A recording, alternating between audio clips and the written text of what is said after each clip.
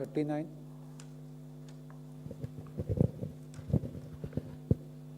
मेरा सवाल पॉल साहब से और लव अग्रवाल साहब दोनों से है कि इस तरीके के कई मामले सामने आए हैं सर, जिसमें दोनों वैक्सीन के डोज लेने के बावजूद लोगों ने जब अपने एंटीबॉडी टेस्ट करवाए तो उसमें 0 एंटीबॉडीज आई हैं। प्रोटोकॉल क्या कहता है, क्या ऐसे मामलों में या आप कोई अपने दिशा निर्देशों में बदलाव करेंगे कि व्यक्ति दोनों वैक्सीन लगवाने के बाद अपना एंटीबॉडी टेस्ट करवाएं या न करवाएं, और अगर ऐसा पाया जाता है तो क्या उन्हें दूसरा वैक्सीन लेना चाहिए या जिस कंपनी का वैक्सीन लिया है उसे ही रिपीट करना चाहिए? अगर थोड़ा स्पष्टता आप दे पाएं इस पर तो। शॉर्ट आंसर है कि आपको कोई एंटीबॉडी टेस्ट दोनों डोज लेने के बाद नहीं करना है।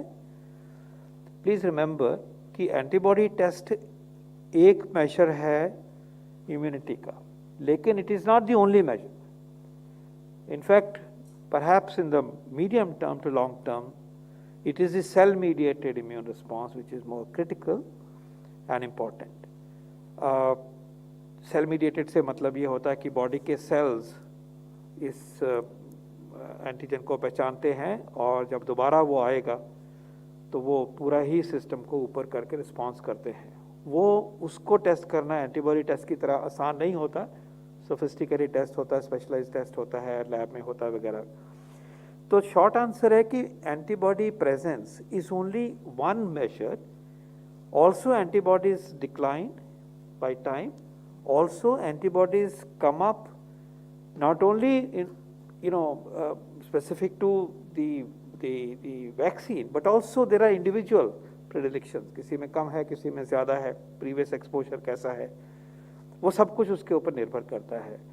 तो इसलिए जब वैक्सीन हम लार्ज स्केल पे पब्लिक हेल्थ की तरह देते हैं तो हमें ये लेके चलना है कि ओवरऑल एक सिचुएशन हो रही है जिसमें हम सब अपना प्रतिरक्षण बढ़ा रहे हैं।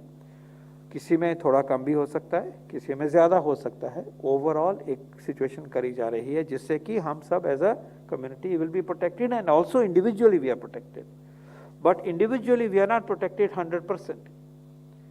So other measures have to be taken. So the short answer to you is, in a vaccination campaign, particularly in relation to this particular disease, we want to immunize everybody. Take 2 doses. If there is a need for booster, this will be told.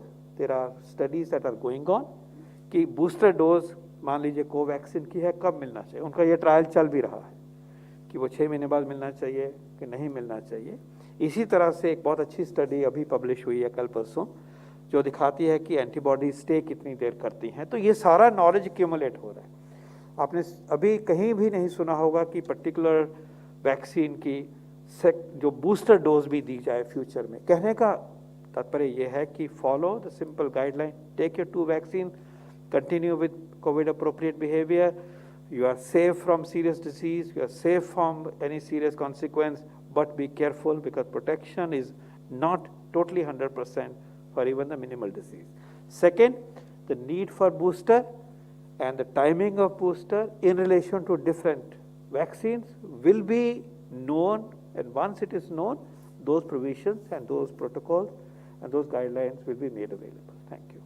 37.